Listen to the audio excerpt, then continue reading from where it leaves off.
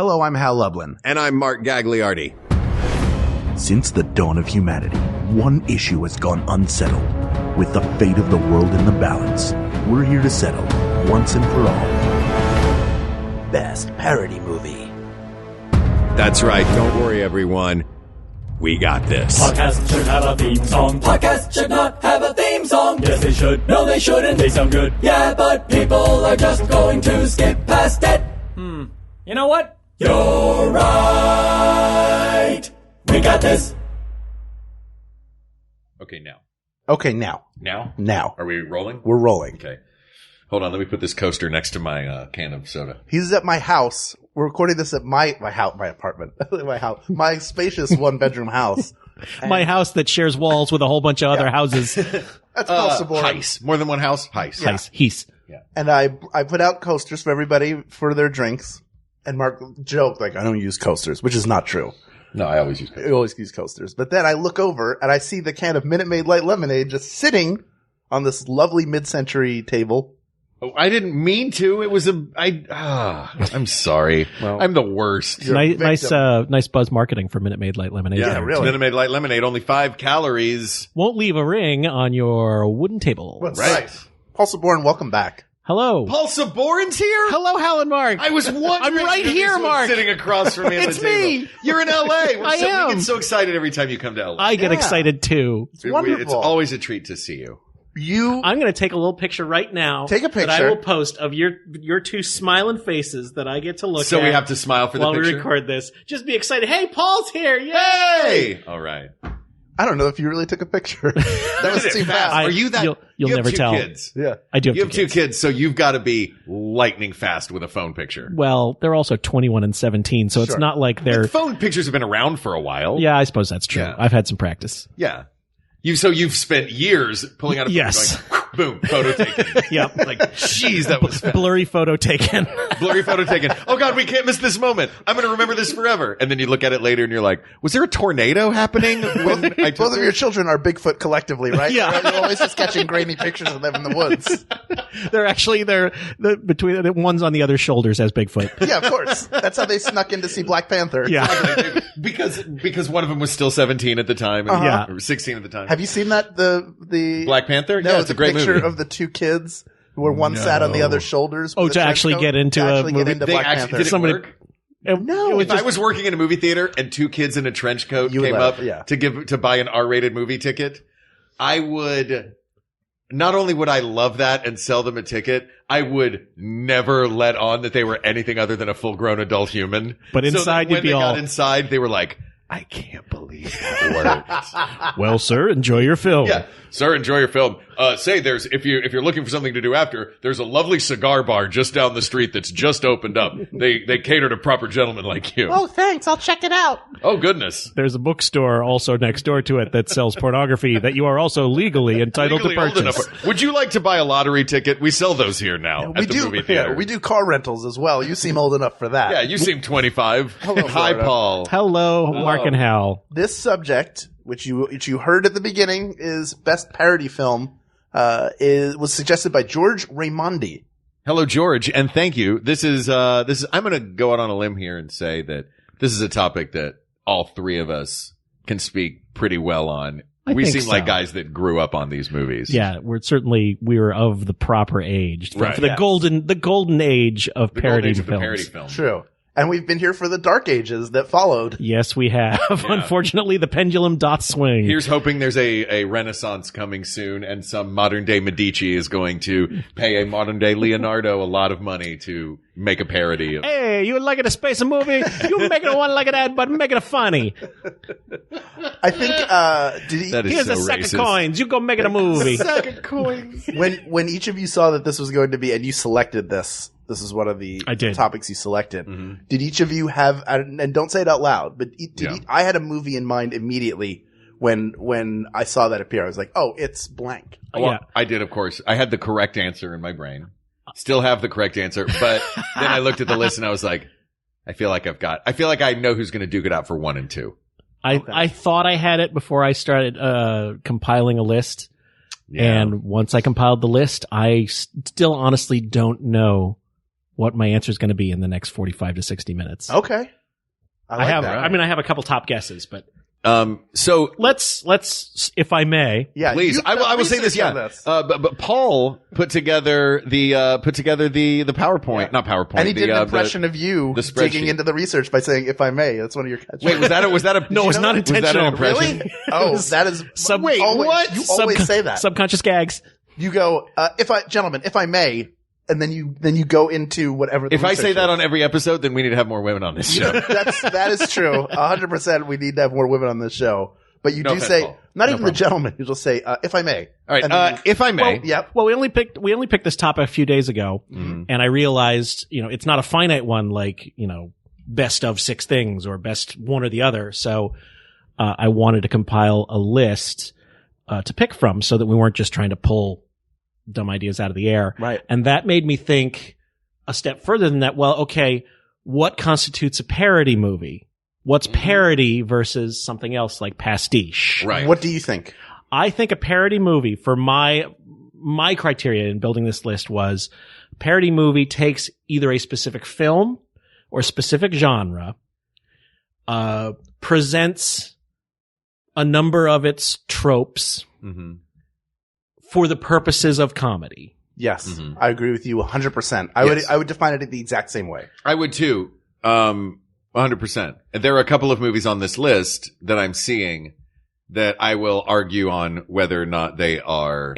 And I put them on this list in some cases for the argument, and I will probably agree with you. So do you want to go through? You put this into categories. I broke them down into categories by creators / source, because there are a finite and pretty obvious handful of sources of modern day parody film. And now this is not by any means an exhaustive list of every one of their parody films, but this is a great. It was picking the best of. Sure.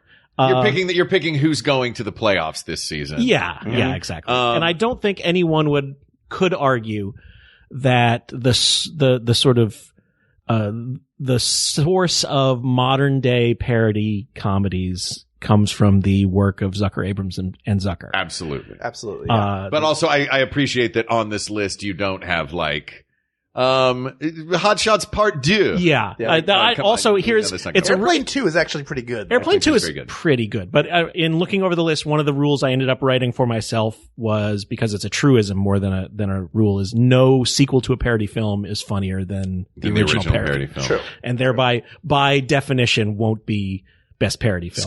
Scary Movie 4 is not going to win. Yeah, no. Good way to cut some of the to separate the wheat from the chaff. Yeah. So Zucker, Abrams, and Zucker, very briefly, he said, pulling up the Wikipedia page for those who are a little younger than us, maybe. Jim Abrams and brothers David Zucker and Jerry Zucker were friends in Wisconsin growing up in the 50s and 60s. In the 70s, they would do sketch and ended up developing. They founded a sketch theater called Kentucky Fried Theater, and they made their first sketch comedy movie, the Kentucky Fried Movie, which is not a parody film, for example. It is a collection of sketches, and there are parodies within it. Yes. There's a sequence called Fistful of Yen, which is a parody of Fistful of Dollars and Spaghetti Westerns. That movie has my favorite opening line of any movie. The Kentucky Fried Movie does, because the first line of the movie is a newscast, and the newscaster looks directly into the camera and says, "The popcorn you're eating has been pissed in. Film at 11." And then the movie starts. And it is wonderful. But Zucker, Abrams, and Zucker, of course, the parody film, I think, the one against which most should be judged, of course, is Airplane. Right. We should say before we go into this that what we're going to do is we're going to look at the different creators, much in the way we do frequently on this show, and we are going to select one from each source. With a possible exception here or there, if we have about 10 sources. Yeah. So Airplane was their first film. It is a parody of disaster movies, air disaster movies, the Airport series from the 70s. Also, the plot itself is taken essentially straight from a movie called 0 Hour, which I ended up actually just randomly coming across on TCM about a year ago. The specific device of some of the food on the plane has been poisoned. Half the plane, including both the pilots, have been incapacitated. And there's a guy who used to be a pilot as a passenger who reluctantly is put into the job of landing the plane. I did not know that. That's awesome. So Airplane, and they are, of course, also responsible for The Naked Gun, the film version of Police Squad and its sequels, and also Top Secret. One of the greats. Underrated gem. Yes. Val Kilmer movie. Yeah. It's making fun of Elvis movies and spy movies. Elvis movies and spy movies. Which is a great mashup. And they are also responsible for Hot Shots, which was a little later in the 80s, I believe. Top Gun parody. Top Gun parody.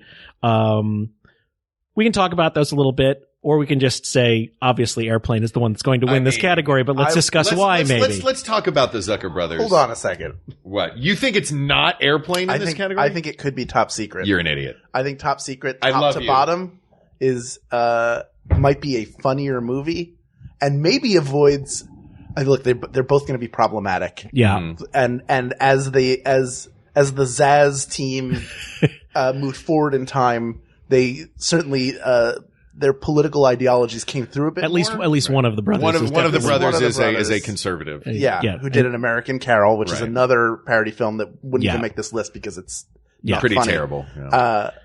Airplane is great. It's a classic. I would take both of them to a final, frankly. Airplane is the one to beat. Airplane set the pattern of take the thing, make fun of its tropes, but love the thing that you are making fun Right. of, which I think is going to be a criterion for You the have winner. to love the And genre. True good and lasting parody comes from a place of love and not just mockery, and we'll get Right. more into this shortly.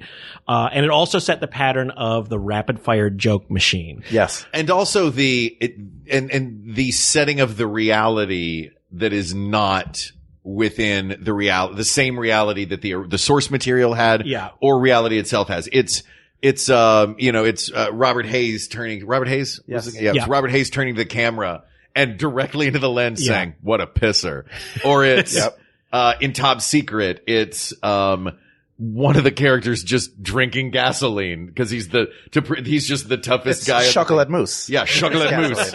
He just drinks a big he carries around a gallon of gasoline that he's drinking. Like, they don't have to live within a reality. But I didn't mean to call you an idiot before. I've been feeling bad about that. Oh, it's okay. By the way, but it's Airplane. I can't remember which of the Resistance fighters it is, what his name is, but the actor is the same guy who plays the head butler on Downton Abbey.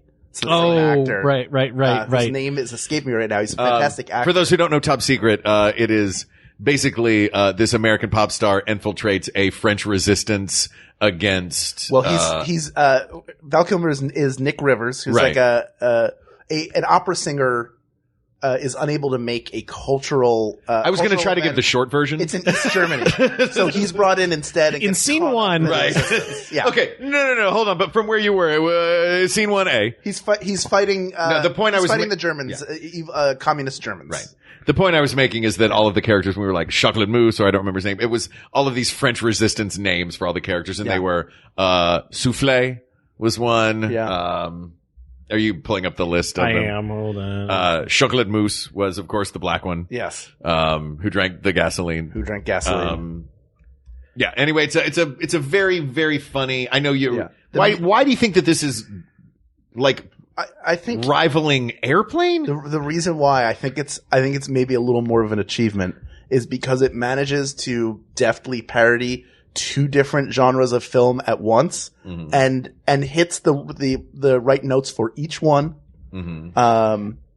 including the musical numbers are great. The first one is Straighten the Rug. Skeet Surfing. Straighten Your Rug, Skeet Surfing. His Are You Lonesome Tonight, which is about Macy's, which is where he grew up as a kid. He grew up in a Macy's. And it's like about an electric blanket that burns down like a house. It was a Macy's ad. It was he wrote the jingle.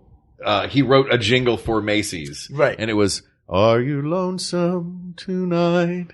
Is your kitchen a fright?" And it went from there. It was just I don't think this rivals Airplane though. I will give Top Secret a lot of points for being very consistently funny, and your point is well taken. I think I give an edge to Airplane for a couple of reasons. First, because it was the trailblazer. Sure. Second of all, I think it looks a little better as a movie. Like, it feels more movie. Like, Top Secret always, for some reason, felt like like you look at it and it felt like it had a lower budget. Right, because it's a and lot it more showed. sense. Yeah. Like Airplane, granted most of it's set on an airplane set, but It's somehow so it had that a bit more cinematic sense of feel. danger. The thing that will really gives it the edge for me is it also found the secret of taking serious actors like Robert Stack and Leslie Nielsen especially, and also Lloyd Bridges. Yeah. And realizing that they could be funny, not by changing their acting style at all, but just putting them in this situation, have them say some ridiculous things very seriously, and Leslie Nielsen built the entire latter part of his career off of this. Sure.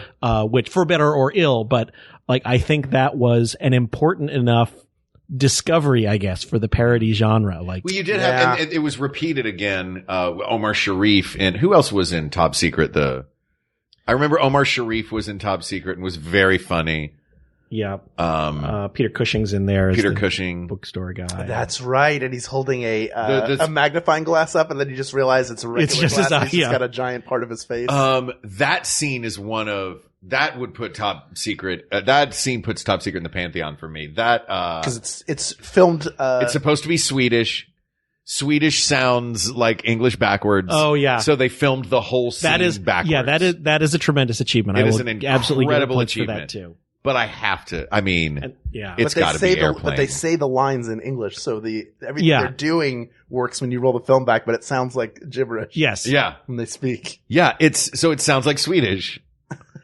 But I just think if you stack the one up against the other, I feel like just from the pacing of jokes coming through on Airplane and a lot of iconic ones, and everything's a little problematic given what was more acceptable as sexist humor back then versus the modern day eye and such. But though I will say homophobia in there. There's some homophobia. There's some racism in there, and I don't mean to excuse it away, but it's Chocolate Mousse is also racist. Yeah. Right. Yeah, we do and that happens on this show a lot where we wind up, comparing and contrasting older things through a 2018 lens or very modern lens.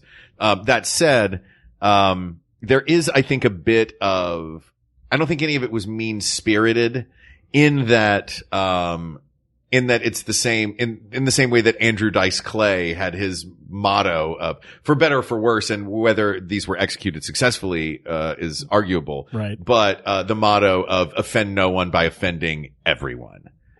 Yeah, I mean, and again, we have to look at it in the context of when it was made. Right. In the 70s. Yeah. So. Yeah. And also, for the most part, at least as I'm recalling, there wasn't a lot, most of the humor in that ilk wasn't making fun of those people strictly because, like, the joke wasn't just this guy's gay or this guy is African American. The joke was this old white lady speaking jive. Right. It's not don't black people talk funny. It's the joke is. It's the contrasting of the two. And it wasn't like, listen to these dumb black people talking dumb. Right. Or listen to this gay guy talking gay. Like, it was John. Are you talking about Johnny? Johnny in the tower. Yeah. Was one of my favorite characters. I can make a hat. Movie. I can make a pin. Cause it wasn't about Johnny being, effeminate that was funny. It was that he was just the snarkiest jerk. He was just there to throw shade. Yeah. I mean, really. I was literally throwing shade at one point when he unplugs everything and turns the lights off. Yeah. The real racist thing, just, so we can get it out there, is probably the Peace Corps sequence where the tribe they go to visit knows how to play basketball right away when they put the hoop up. Oh, right, which is, right. Yeah, there's problematic scenes. It's racist. It's not as terrible as other racist things could be, which doesn't excuse it. It's not Mickey Rooney in Breakfast at Tiffany's. Yeah. Right, absolutely. But I agree. And yes, by the way, to our listeners, we realize we are three straight white guys tiptoeing around racism right now. Yeah. Welcome to podcast. Yeah. And the internet in general. Yeah. I just want to talk. Can we just talk very briefly? There's no way it would be Naked Gun because Police Squad is the perfect version of Naked Gun. Right. Yeah. The show is at 10 times funnier. Those Naked Gun movies are really funny. I just want to call out my two favorite gags. Sure. If you want to talk about favorite gags besides Mark. my two they both take place at the baseball stadium. Of course. One is when they show the baseball bloopers, which, they always show somebody drops a fly ball or falls over. They have one where a guy jumps for center field and his head flies off when he hits the wall. Yeah. But the best one is a second baseman taking a grounder and then getting attacked by a tiger. Yeah. That's one. The other is at the very end, when Nordberg is in a wheelchair. Nordberg, played by O.J. Simpson. By O.J. Simpson. Problematic. And he pats pats Nordberg on the back. Uh-huh. And Nordberg rolls down the stairs and then hits the rail and does a full twisting layout over it as Priscilla Presley goes, "Oh, Frank, everyone should have a friend like you." I love that visual. It's hilarious. And I do also love the bit of where the bad guy is shot and falls off the back of the bleachers and then gets hit by a car and then gets run over by a steamroller and then gets walked over by a marching band. Oh, yeah. Playing Louie Louie, right? Yeah, I think so. Yeah. There's a lot to love in the Naked Gun movies. But there's a fourth Naked Gun movie that I don't know if I met one of the Zucker brothers out one night. At a Klan rally? At a Klan rally. No. It was the conservative one, though. He's a very nice guy. And there is a script for a fourth Naked Gun movie. Oh, yeah. And just waiting for the technology to bring Leslie Nielsen back? No, he wants, it's Leslie Nielsen's son. It's Frank Dreben's son. Of course. But the movie, I don't want to give too much from what I heard of it away because I don't even know if I'm allowed to say this, but it is a great title, which is, The Naked Gun, 444, whatever. Yeah. Cause it was 2.5, 33 and a third. I don't know, 4.444, whatever.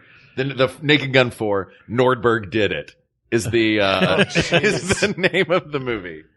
Oh, there you go. So, when all is said and done, Hal. It is Airplane. It's Airplane. It's Airplane. Okay. You scared us for a minute. As I was talking about, I was thinking about the part where Leslie Nielsen is telling all the, he's trying to calm all the passengers down and clearly lying to them. And as he's doing it, his nose starts growing. So ridiculous. It'll be perfectly fine. There's nothing to worry about at all. Underhand. We could spend a lot of time on a couple of these categories. So I'm going to go to one that's an easy choice that I think makes it into the finals. And that's, we're going to skip over to Mike Myers, Austin Powers. The Spy, International Man of Mystery, the first one. Yes, the first one, yeah.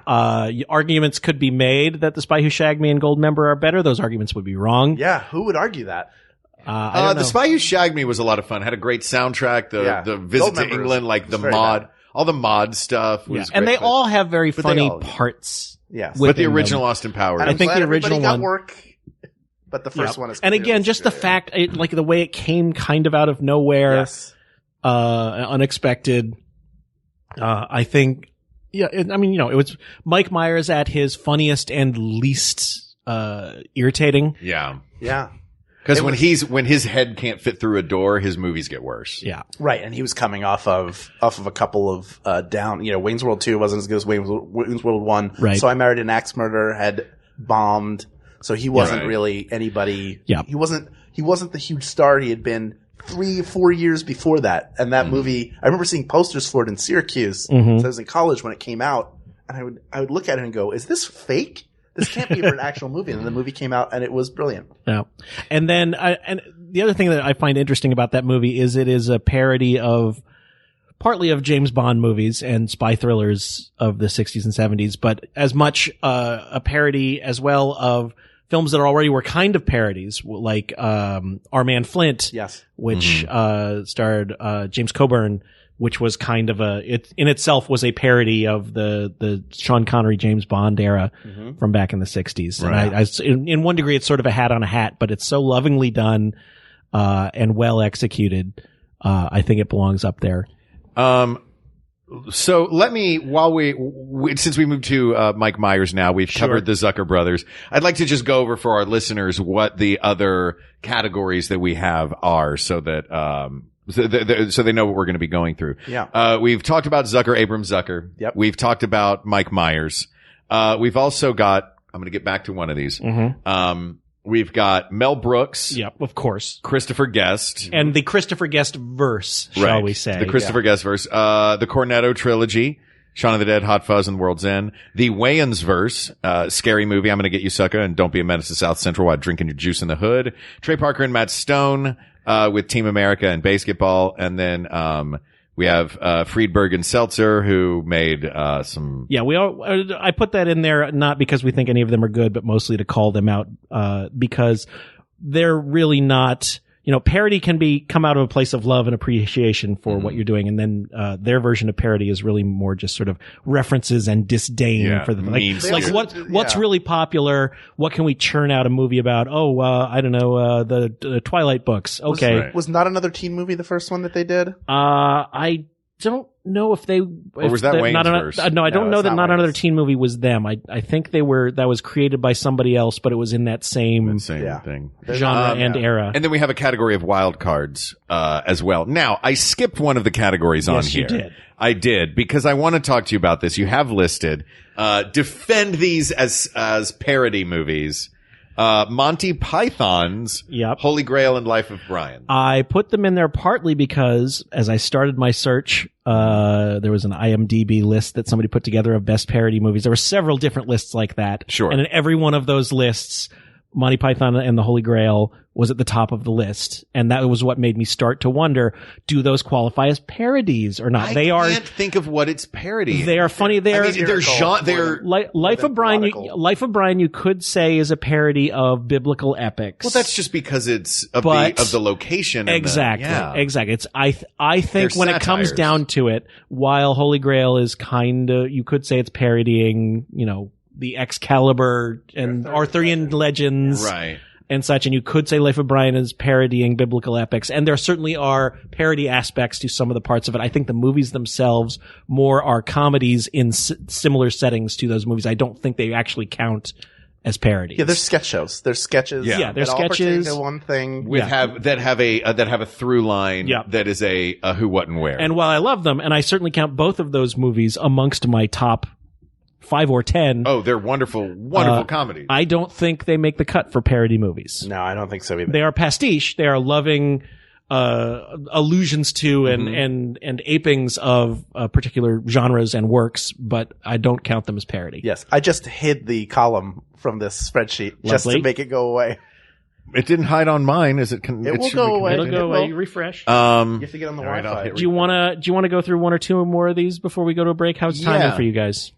We're fine. Okay. Let's go. Let's go later in the list because I want to save the Mel Brooks movies. We're going to need a minute with some Mel Brooks movies. Yeah. Sure. I also think we should eliminate Christopher Guest movies out of hand because that was going to be the next question. Yeah. Well, here's the thing. I put together the Christopher Guest verse, the Christopher Guest movies of Waiting for Guffman, Best in Show, Mighty Wind. Right. I think are in the same category as the Python movies. They are funny. They are set within worlds that you've seen, and you could say they're parodies of documentaries. Mm-hmm. Yes. But I don't find them specific enough to really be counted as parodies. They feel like their own genre of, because when I think of Christopher Guest movies, I don't think that's a parody movie. I think that's an improvised character study. Yeah. Yeah. And I noted the big picture in this list. That was Christopher Guest's, I think, first movie he directed. It was. And there are parody elements within that. But again, the same deal. The movie itself isn't a parody. It's a satire. But then the question becomes, and while this isn't a Christopher Guest movie per se,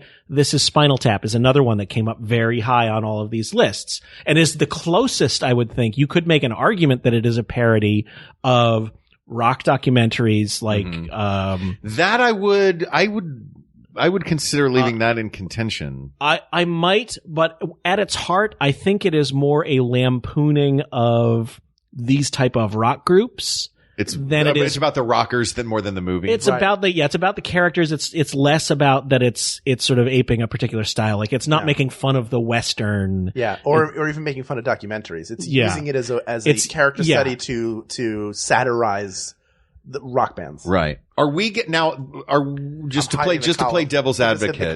Go ahead. Just to play devil's advocate, are we getting too narrow into the genre that Airplane created? I don't think so. Okay. If that's the case, I feel like a lot of these, any movie that has that has a basis in a reality, that is solid and not fluid, seem to be less likely contenders for a best parody movie. Case in point, Shaun of the Dead, Hot Fuzz, and World's End. Mm-hmm. They are lampooning zombie movies or cop movies. Are they doing it in the same parody movie style, or are they doing it just as self-referential? That is an comedies? interesting question on those.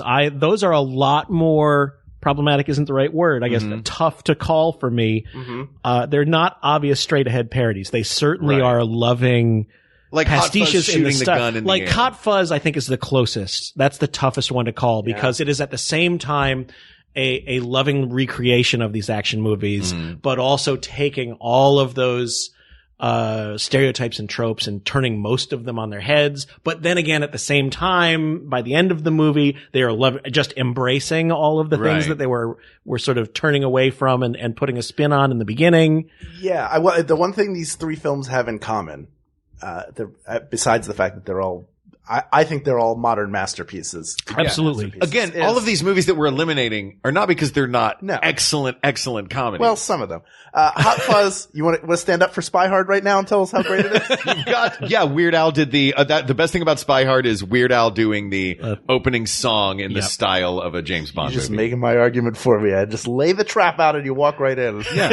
Oh, no, I wasn't I wasn't going to root for this. Yeah. But Hot Fuzz is not only a great, I would call it almost a tribute, like a love letter to the cop film. Absolutely. It's also a great cop film. Yeah, that's the beauty of all of those movies. Shaun of the Dead. It's a great zombie movie. It's a lampooning of zombie movies, a tribute to zombie movies, and just a great damn zombie movie. Yeah. I think, which is an amazing achievement. I think the parody movies have an element of, here's what's kind of dumb about these movies. Yeah. We're going to point out what's dumb. This does point out some of the things about it that aren't realistic, but it's done in such a loving way that to me it doesn't fall under parody. It's almost its own. Yeah, it's a fine line between tribute and parody, to be sure. Again, I feel like Hot Fuzz, it points out the idiocy of so much of action movie tropes.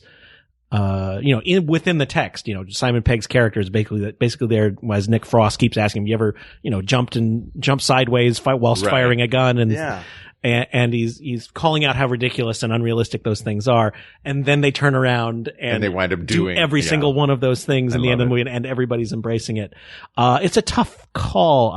But given the list of other options we have, I am willing to eliminate them just because I think there are other more obvious parody choices available to us. Yeah, it's its own thing. Although they do in Hot Fuzz, in all of them, the way they edit everything. So if somebody's just like, and that's them like writing out a receipt. Yes. Right. For something you bought in a pawn shop. Yeah, that's an Edgar Wright, standby.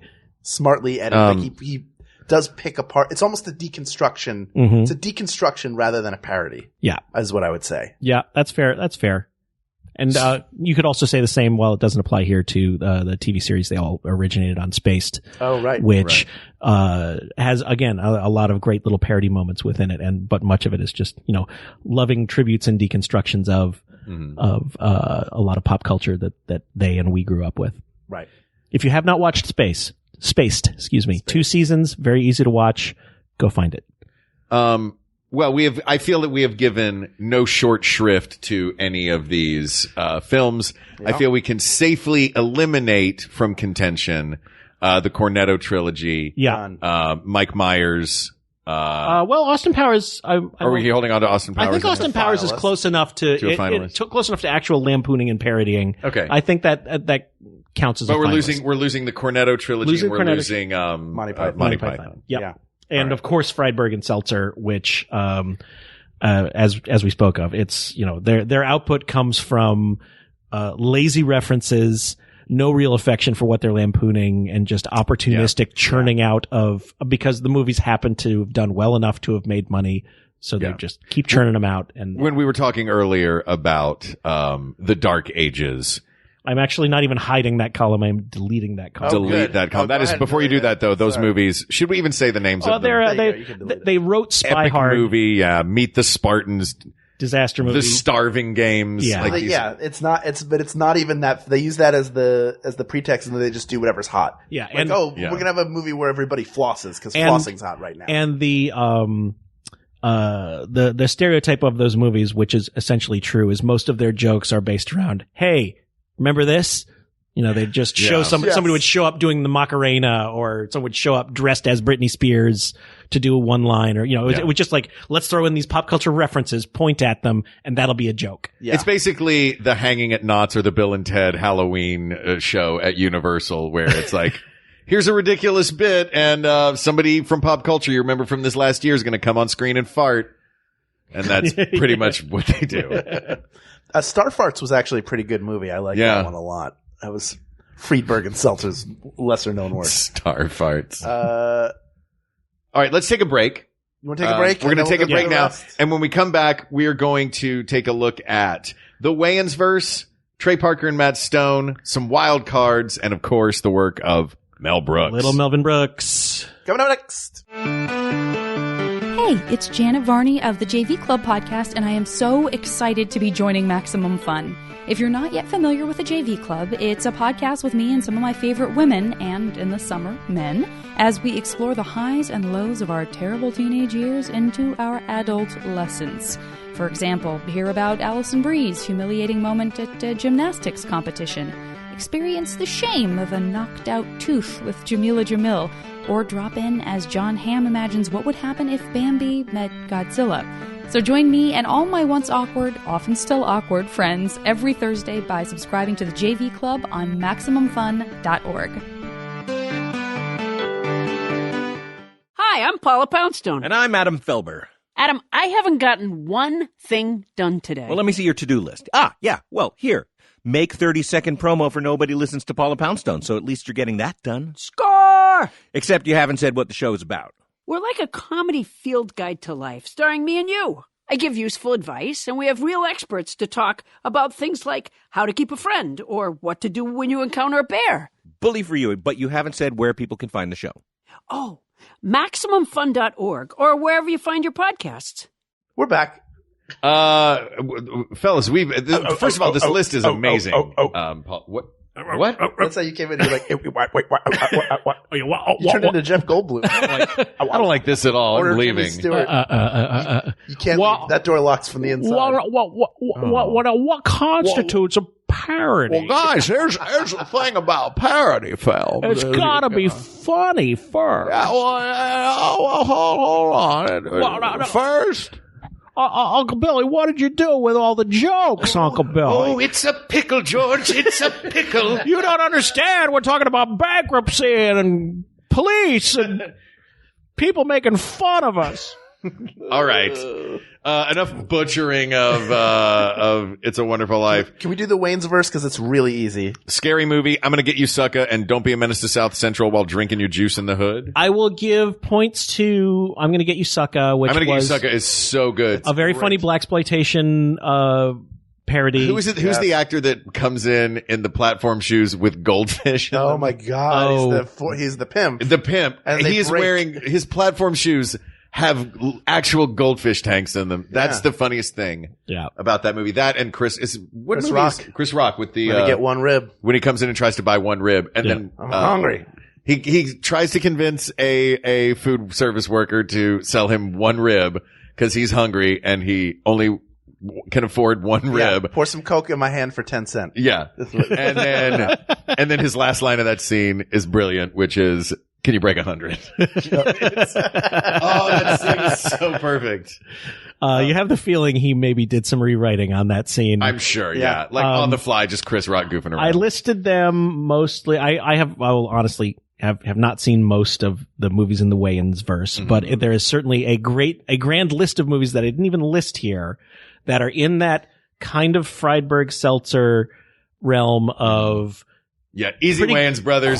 Quickly put together, lazy looking parodies, certainly lazily titled parodies, every one of which seems to have a Wayans brother involved, usually Marlon, but sometimes other extended Wayans. But they've done some good ones too. The first Scary movie. Really, I put them in here because the first Scary movie may be in contention. Really great, yeah. It may be. I'll be honest, I don't think it's going to win anything, but I figure it was worthy of mention and potential discussion. It has been a very long time since I've seen it.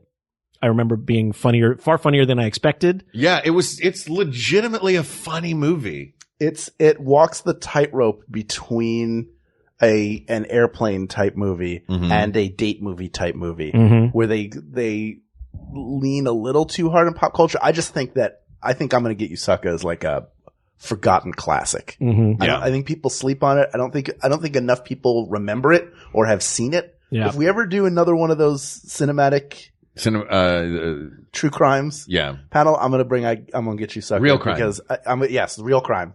I will bring I'm Gonna Get You Sucker because I think it's so good. And we don't talk about it. The only reason I would withhold my vote for I'm Gonna Get You Sucker is because I believe there is a better blaxploitation parody that I think actually is a finalist to jump over to the category of wild cards, which is sort of single source, and that's Black Dynamite, which I think is a phenomenal, hilarious movie done with real craft and such genuine affection for the original genre. It's Michael Jai White starring as Black Dynamite, an obvious sort of Shaft knockoff and making fun of that whole era of blaxploitation action films. And it's just, it's so good. It's so well put together and true to the original, aesthetic and plotting. And it just gets, but of course it ramps it up to the ridiculousness of by the end of it, he's, storming the White House to take down, Richard Nixon. Well, let me ask you this then. Why don't we do this? Why don't we switch over? We're going to jump now to the wild card category. Sure. We'll take a look at the wild card category. We'll see what comes out on top in that category. Yep. And if Black Dynamite does not come out on top in that category, then we'll jump back over to the Wayans brothers and make sure we have one blaxploitation movie. One of the two makes it into the finals. I was going to leave it potentially open for more than one selection from wild cards, only because the first two films that I have listed in this category are pretty perfect. Galaxy Quest and Walk Hard: The Dewey Cox Story. And I would have a very hard time trying to choose between those two. Walk Hard is another underrated, forgotten classic to my mind.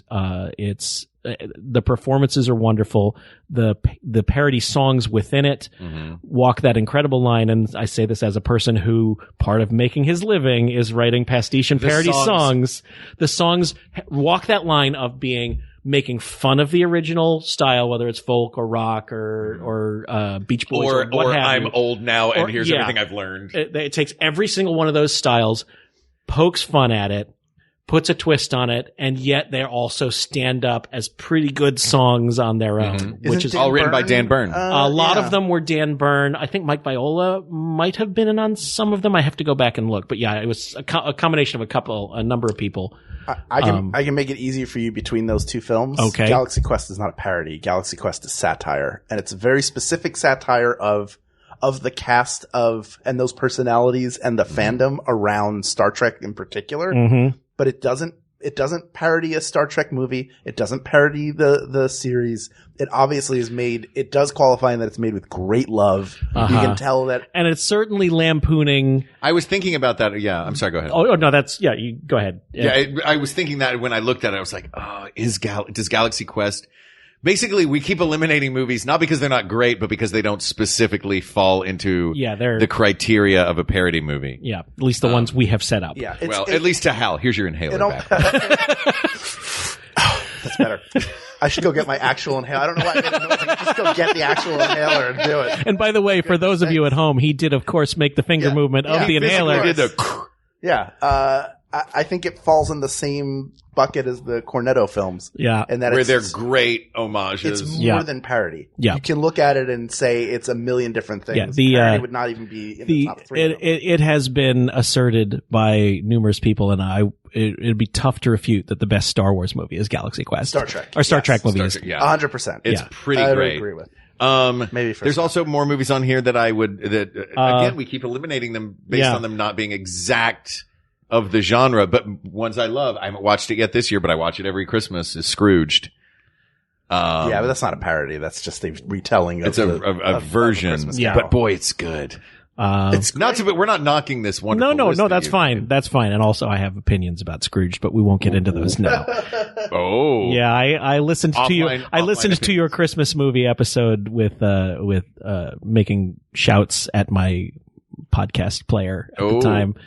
Shouts of disagreement, but hey, that's okay because We're not here to discuss that. That's right. That's right. I think it is fair, though, to say that Scrooged should not belong on our list of finalists. Right. Yeah. What is OSS Lost in Rio? OSS was a series. I think there were two of them movies. They're French movies starring Jean Dujardin, who was in the Professional. The Professional. That's what the French ones are. The French people are in The Professional. The silent movie that won the Oscar recently. Oh yeah, The Artist. The Artist. Yes, Artist. It's great. And he is playing. It's sort of.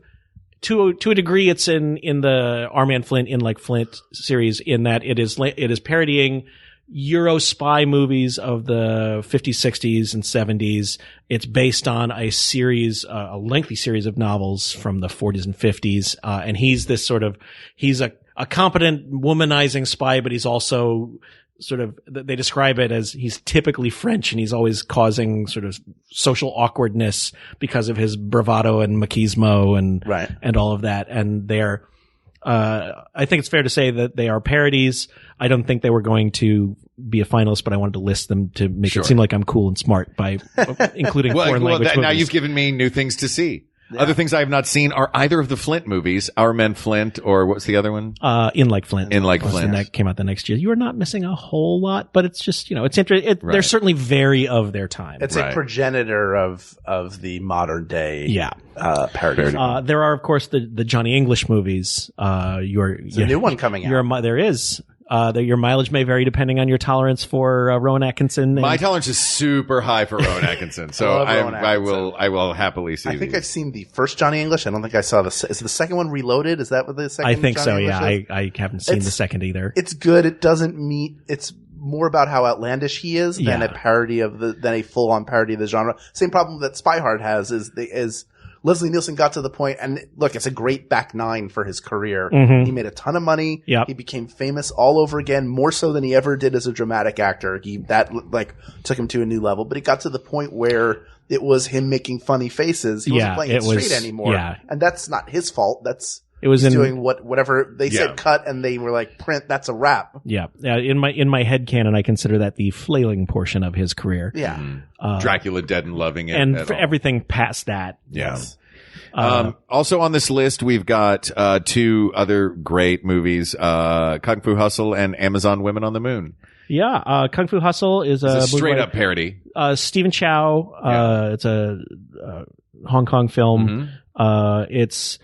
It helps to have a certain degree of background in martial arts, wire fu style movies. But it's very outlandish and kind of winking and self-knowing, but it's also a really well-made movie. He's done a number of other movies to varying degrees of similar, parody-ishness. It's one called Shaolin Soccer, which isn't really a parody per se, but yes, Shaolin Soccer. Shaolin Soccer, the scene in Shaolin Soccer that makes me jealous of the character is, the parallel parking pit. Or was that in Kung Fu Hustle? That was in Shaolin Soccer, right? I think so. Where, it's this woman, she's like Kung Fu master. Or, no, it must have been Kung Fu Hustle then. Oh. Or no, it was Shaolin Soccer. Now you're confusing me. Somebody pulls up in front of a parking space and then just full on Bruce Lee punches the car and it moves totally sideways into the parking space. I was like, man, I wish I could park my car like that. But my understanding is Stephen Chow movies are funnier. There a lot of the humor is sort of based in Chinese culture as well. Right. Things, sort of subtleties of Chinese culture that we may not be so familiar with. Right. They're still very worthwhile to watch, especially if you enjoy Kung Fu movies. Kung Fu Hustle is just a ton of fun. Yeah. Yeah. Also, Amazon Women on the Moon. Amazon Women on the Moon. That was a good. I was going to ask you though. That's a sketch movie? It's like a series. It is a sketch movie, but they're all parodying television. Yeah, I'd count it in the sort of Kentucky Fried Movie genre of gathering some sketches on film and putting them in the theater, much like say, Monty Python's. And now for something completely different. Mm-hmm. Yes. Or like Meaning of Life, which is a series of fun sketches also. So I also, again, just for completeness sake, I also put A Million Ways to Die in the West by not good. Seth MacFarlane. Yeah. I'm always confusing Seth. That was not for me. Yeah, it was not. The parody element. Funny stuff in it. The parody element was you're putting a main character and a lot of content of modern sensibilities in a Western setting. Right. Yeah. It had its moments. It was not particularly funny. So looking at this list, we've got to decide. We've got Walk Hard. Basically, the two contenders that it looks like are coming out of the wild card are Walk Hard, the Dewey Cox Story, and Black Dynamite. I'm going to admit I have not seen Black Dynamite. Me neither. I also will say I don't think the winner is in this column. I don't either. So I will leave it to you, Paul, to pick. Oh, I love them both, but as far as sort of pure parody, I think I'm going to go with Black Dynamite because Walk Hard has its moments where it wheezes and slows down and misses harder than Black Dynamite does. All right. I included Trey Parker and Matt Stone in here mainly because of Team America World Police. Sure, Team America World Police. Basketball's fun. It's not a parody, really. Yeah. No, it is. That's their airplane. You think it's sort of, it's not really, it's somewhat parodying sort of the sports movie genre. It's not really a parody so much as it is just a joke delivering machine. It's not their best work. Team America. I mean, everything they do is joke a minute. Orgasmo, which is a very good movie they made, is a joke a minute as well. Way better than Basketball. But Team America World Police. Team America World Police is definitely a parody of international spy films and American exceptionalism films and marionette films. The Thunderbirds movies particularly. Yeah. I found it very, very funny when I watched it in the theater. Their humor is all about pushing boundaries and shocking. They succeed less in when they're trying to say something about a thing or having a point of view other than that sucks.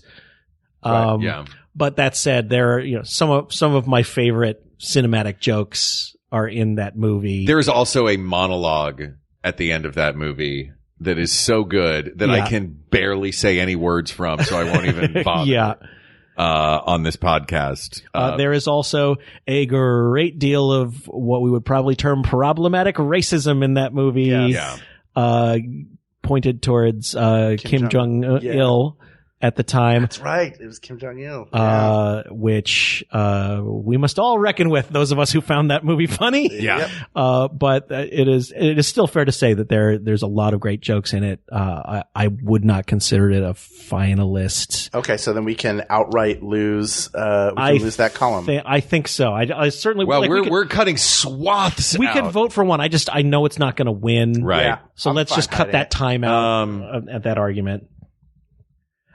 Since we have Black Dynamite taken, I think we can probably take the Wayans verse out of contention. You want so we'll lose Scary Movie entirely. Well, I guess we didn't really talk about Scary Movie. It's been so long since I've seen Scary Movie. I honestly can't truly have a strong opinion about it because I've seen bits and pieces of the others, so I can't remember which is from which. Like there was the one that lampooned that Nike commercial of dribbling in the dark. Was that from Scary Movie 2? I think it's either 1 or 2. 3? I don't know. Look, we're 52 minutes into the episode. All right. And we have not mentioned Mel Brooks. Let's go there then. Mel Brooks, the other tent pole in the parody genre. I told you when we started this, I was like, there's going to be two that we're choosing between. And I think Mel Brooks has made some, I don't know why we skipped over him and did all the other ones first. Because we knew we were going to have to talk about Mel Brooks. Just to list them off, I picked all the movies that I think count as parodies from his filmography. Blazing Saddles, Young Frankenstein, obviously the two that we're going to be talking about. He also did Silent Movie, High Anxiety, which is underrated. It's not as funny as the other two, but it is maybe the purest parody he did of Hitchcock films to the point of using Hitchcock's director of photography, a lot of the same settings. History of the World Part 1, Spaceballs, Robin Hood Men in Tights, and Dracula Dead and Loving It. Let's talk Blazing Saddles and Young Frankenstein. Yeah, the other ones are great. They're a lot of fun. Spaceballs was one of my favorite movies as a kid, but it's Blazing Saddles or Young Frankenstein. I thought this whole thing was going to be us talking about, is it Airplane or Blazing Saddles? See, here's the thing. And we can call back to my good friend Travis McElroy, who I have lengthy discussions over which is the funnier movie, Blazing Saddles or Young Frankenstein, because I go back and forth probably once every 6 months. Blazing Saddles, all said and done, I think is the funnier movie. Young Frankenstein, I think, is the better parody. Why? Because I think it's hewing more closely to that specific style. It's dedicated to the black and white photography. It's using a lot of the original set pieces from the the original Frankenstein lab. It's following. I didn't know he used the set pieces. That's cool. Yeah, they found him like in the Universal Archive somewhere or something, and just put him on set. It is following. I think it follows a more overall coherent storyline. I mean, granted, part of Blazing Saddles in the end is that it all falls apart and everything sort of blows up and gets a little more cartoonish. I like the construction of Young Frankenstein's script more, even though they're both, as many of these movies are, they're both a little sketch-ish. Right. Like within them, there are tentpole scenes. Yeah, like Young Frankenstein, the whole sequence with Gene Hackman as the blind man. It is a direct callback to a similar scene from one of the Frankenstein movies. The original, right? The original, I believe. Yeah. But it is also very much just a self-contained sketch. Or him with the little girl at the side of the pond. Another one straight from the original movie, but also just a self-contained sketch to get some laughs. But you turn it into. But I just feel like the flow of Young Frankenstein, the huge amounts of love for the original that just course through that movie. And the performances in both movies, I believe, are flawless, and the casting is flawless. But if we're talking about parody, like Blazing Saddles is, for me, more of sort of using the setting as a social commentary. That's because so much of this is like parody and satire get teamed up a lot. And it is a real fine distinction, I think. But I think I agree with you in that you've got something as narrow as the 1930s Universal black and white monster movies, versus something as broad and general as Westerns. Yeah. So your parody is going to be tighter when you're parodying something so narrow and specific. It's got a tighter focus, and therefore it's sort of easier to hit the targets. Does the Western just become a setting then more in Blazing Saddles? That's interesting. I totally thought it was going to be Blazing Saddles versus Airplane, but I can see. Hal, you've been silent so far, and you've got a contemplative look on your face. I don't think Blazing Saddles is a parody film at all. I think it is a comedy film set in the West. I do not think it is a love letter to the Western. I don't think it hits a lot of the tropes of Westerns. I think if it's for the sake of social commentary, then we're in satire. I would accept it more as a satire film, which I don't really think it is either. Come on. Of course it's a satire film. I think the argument can be made that you get a bunch of white Jewish writers in a room, and then you bring in Richard Pryor, and you keep saying, is this okay? Can we say this? Is this okay? Is this all right? And that lets you get away with things that you can't do without him on the staff. If that had been written by Richard Pryor in its entirety, if it was a Richard Pryor movie that they all worked on, then I would be a little bit better with it. And I love Blazing Saddles. I love all of Mel Brooks' stuff except for Life Stinks. I don't really like Robin Hood. Don't care for Dracula Dead and Love It. Like his later stuff. You and I are the same, but yeah. Sure. I still think, for me personally, The Producers is his best movie, but to me, it's the one I maybe rewatch most. That or Young Frankenstein. I think 1A is Young Frankenstein. I think Young Frankenstein is pretty much a flawless movie, top to bottom. And I think because of the third act issue that Blazing Saddles has, where it's like, we don't know how to end it, so we're just going to go crazy. Yeah. That to me is not an ending. That is, let's use a gag to hide the fact that we don't really have an ending. And it's fine. It works well. Yeah. But in terms of a well-crafted piece of parody, the fact that it's even if you're doing an entire genre, Airplane is an entire genre, but they hit specific beats and they hit them really hard, and they're playing off of the tropes in a way that Blazing Saddles does not. So Blazing Saddles has parody elements to it, but I would not call it a parody film. And it's most decidedly a satire. Yes, but satire and parody aren't this isn't the greatest satire film. No, I know. I was just going back when you said you wouldn't call Blazing Saddles a satire film. No, I said I think it's more of a satire film. Okay. And there's a part of me that questions, I'm saying the argument can be made. I think it's got elements of satire. I think it's got elements of parody. But it's not it's strictly a parody film the way that. I think certainly not compared to like an Airplane or a Young Frankenstein. Young Frankenstein is more of a parody film. Now, here's a little factoid while we're talking about Richard Pryor being on the writing staff for Blazing Saddles.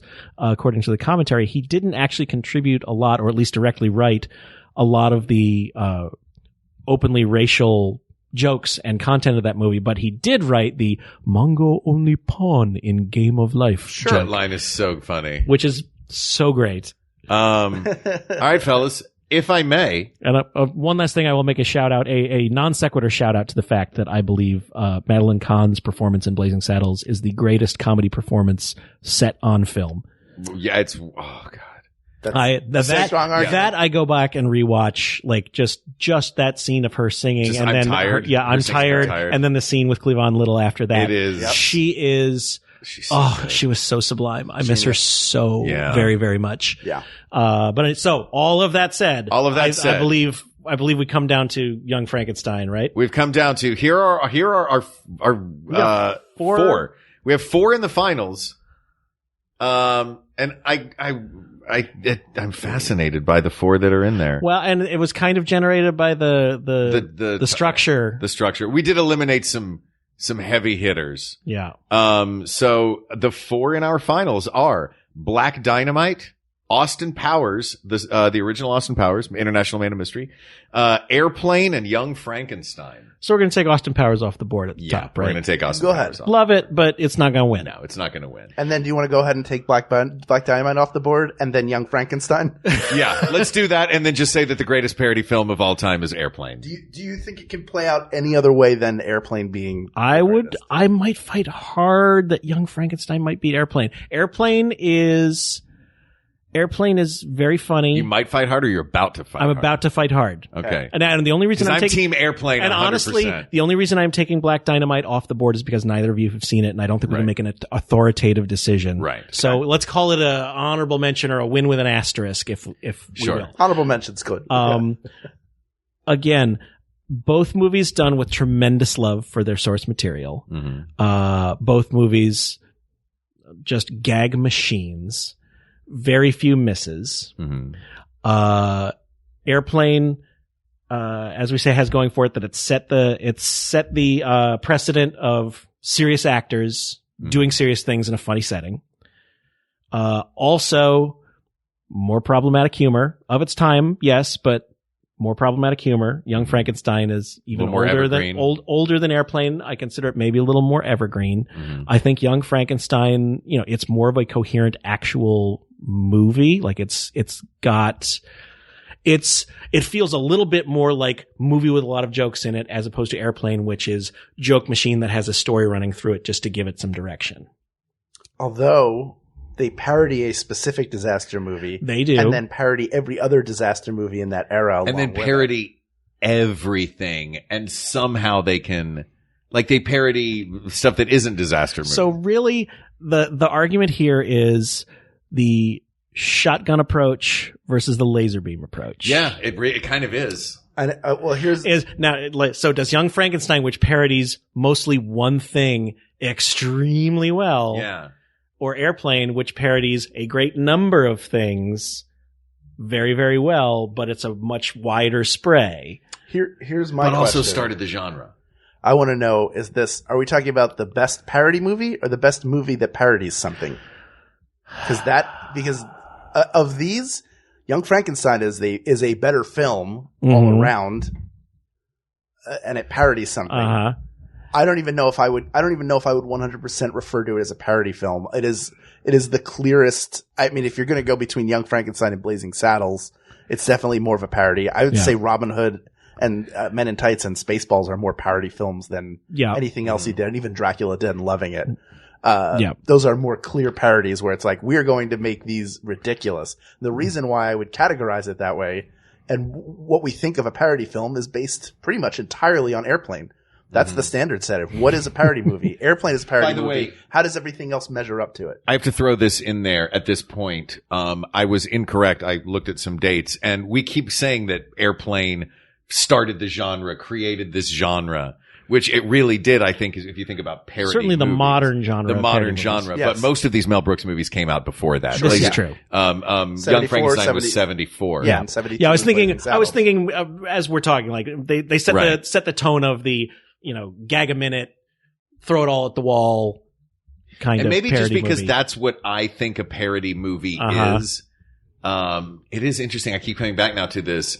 Is it the laser focus of Young Frankenstein, or is it the shotgun? Is it the rifle or the shotgun? Yeah. I don't know. For me, I'm still leaning toward Airplane being, I mean, as far as a parody movie that comes from all angles and is just a classic laugh a second. That for me is Airplane. Yeah, it's relentless. I mean, every scene in Young Frankenstein has a laugh at it. Mm-hmm. Every 30 seconds of Airplane has a laugh, and you will miss things. If you're not paying attention, they will sneak stuff past you that you will catch in later viewings. Things happening in the background, visual gags. I mean, I could probably give you in a very short period of time 15 individual gags from Airplane that I remember really, really well. Mm-hmm. I can give you scenes in Young Frankenstein and moments that I really like, but not particular gags outside of the constable who's got the wooden arm and he keeps positioning it. Yeah. Like those Kenneth Mars. Yeah.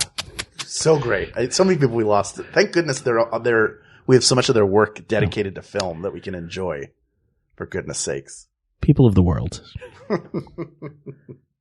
Whilst Young Frankenstein is a tremendous, loving tribute to the universal horror films we know and love, and specifically the Frankenstein, the original 1931 Frankenstein? 1930 blah, Frankenstein? 31. 31 or 34. I think Dracula was 31, maybe Frankenstein was 34. Yeah. You might be right. Nonetheless, people of the world, we're here to talk about the best parody movie. And the best parody movie, according to our judgment, is the one that really set the modern standard. How many gags? Well, one sitting right over here. One right here. That's me. You're a gag a minute. Oh. But also this movie was just going to throw it all at the wall. Didn't care how sophisticated or dumb it was. It was going to put it out there. It was going to play with the tropes of Zero Hour and airline disaster films. And if you didn't like that joke, just wait around for about 10 to 12 more seconds because another one was coming. Zucker, Abrams, and Zucker, congratulations. You created the best parody film in Airplane. Surely you can't be serious. Of course I'm serious. And don't call me Shirley. I love it. Paul Sabourin, thank you for joining us. Oh, what a treat, Paul. I love having you here. And I love that you just launched into Al's. I want to do that every single time we come on this show. The 2019 Joko Cruise is sold out, but 2020 is on sale. 2020 has just gone on sale. Do you know when this podcast will come out? It'll be out early 2019. Early 2019. Sure. It should theoretically still be on sale if it has not sold out yet.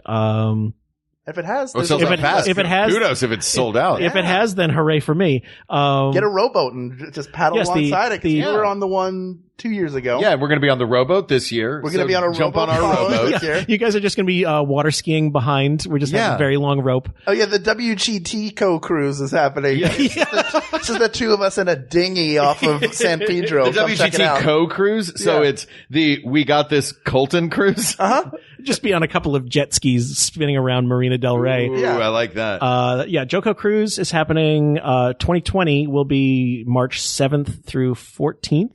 2020. It comes out of Fort Lauderdale and stops in the Bahamas and Santo Domingo and Grand Turk. It's going to be a tremendous lineup of musicians and comedians and writers and creative people.